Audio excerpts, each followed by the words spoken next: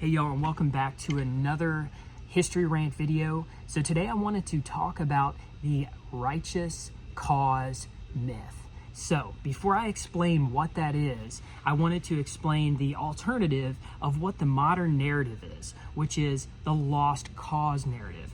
What this is, the lost cause narrative, is they literally have bullet points of what this is. I'm just going to give a quick explanation to it. Essentially, it's us lost causers or pro-Confederates that believe that, number one, the South was right. Number two, the war wasn't entirely about slavery. Number three, Robert E. Lee was a gallant man. Confederate soldiers and veterans need to be honored and respected. So we believe all those things are the truth. We believe that they're historically accurate, that we can back those up with historical references. So to us, the narrative that they say is the lost cause narrative is not a myth, it's truth. So with that, I want to say, Brian McClanahan at the Abbeville Institute coined another term, and this term is the righteous cause myth. Now, this is the real myth about the Civil War. Now, what this narrative says is that the noble North came down in all of their glory and righteousness in order to defeat the evil South, because slavery couldn't have ended any other way without the noble North defeating these evil Southerners. Now, they might not outright say this narrative within their textbooks, but it's implied. And it's definitely implied in documentaries like Ken Burns' documentary. It's implied in all of the university and college textbooks, all of the modern historians that claim the war was all about slavery and everything else. We rarely read anything respectful about Confederates or the Confederacy in general. You go to tours at these historic locations, and that's kind of the implied narrative. But it is a myth. The righteous cause is a myth.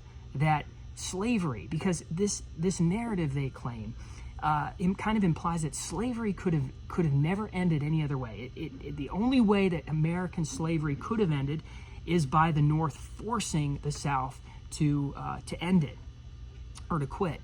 Now, historically, here's why this is false. Southerners, when it came to agriculture and technology, were not stupid. And we see their advancements in agriculture and growth and production as the years go on, since the founding up until Edmund Ruffin, who was a revolutionary when it came to agriculture. But you also see, even years after the war, you had McCormick developing all of these equipment and devices. And Southerners were not stupid when it came to progress and when it came to technology. And Jefferson Davis himself even said in private correspondence that regardless of the outcome of the war, slavery would end. Now, for a man who supposedly they claim is fighting in order to preserve the institution indefinitely, why would he make a statement like that? Now, Southerners, they were not ignorant, they were not stupid. They saw the writing on the wall in the future of what was bound to happen. And you know what?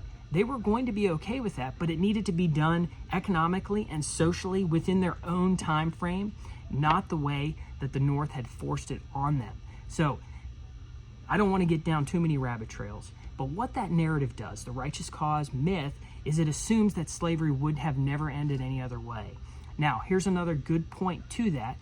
We see other countries in Central and South America who had done away with slavery. They were forced to do away with slavery via the international stage because they still had the institution, and the international commerce folks said, well, you still have slavery, you're going to have to do away with that, or we're just not going to trade with you. So the same thing would have happened to the South.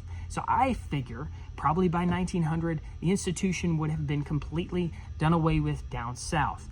Now, another thing to consider too is that this myth distracts. It's convenient. It conveniently distracts from the real issues of the war, which were not really social and moral as the righteous cause narrative would have you to focus on. No, the cause was legal, and they want to distract from the legalities of the war because they don't have a legal case or justification for what they did. Their invasion was illegal.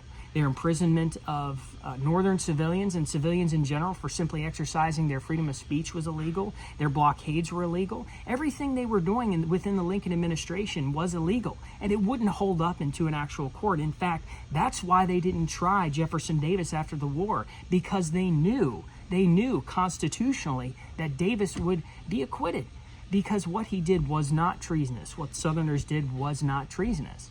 So they have to distract with this righteous cause myth to focus on something that is going to appeal to people's emotions. And look at how much it appeals to their emotions today.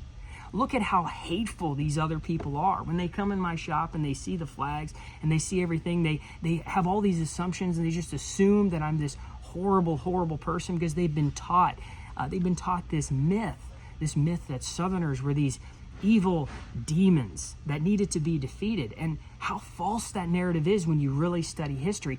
Actually, it's funny. I read a historical story, and I might have read it on my Unreconstructed podcast, maybe in early episodes about a year or two ago.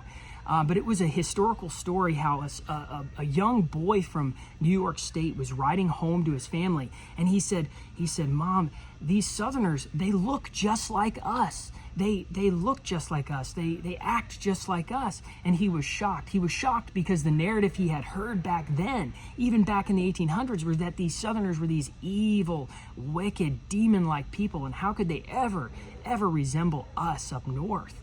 So this narrative is still common today. We still see the prejudice from people who hate Southerners. They have these narratives that they talk about with Southerners, but that's a completely separate rabbit trail. So next time somebody mentions the lost cause myth, remind them that there is a real myth out there, and it's called the righteous cause myth, and it's the pervasive narrative that's being taught today, and it needs to be done away with. And we can do away with it by knowing our history, knowing how to answer these people. So thanks for watching this video. Hope you enjoyed.